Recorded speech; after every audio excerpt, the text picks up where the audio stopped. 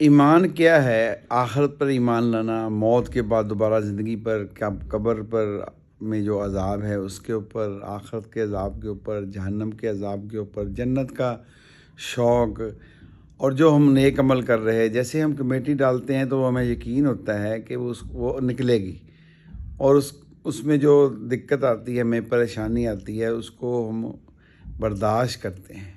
ऐसे ही दुनिया के अंदर हम नेक अमाल करते हुए हज़रत मोहम्मद सल्लल्लाहु अलैहि वसल्लम के ऊपर जो हाल आए, परेशानियों के हाल आए, उनको भी याद करके इत्मीनान पकड़ना, ये ईमान है। तो इस पर हमें यकीन हो कि हमें इसका अजर मिलने वाला है, अजर मिलेगा, अल्लाह हमसे राज़ी हो जाएगा, अल्लाह की रज़ा के लिए अमल करने हैं।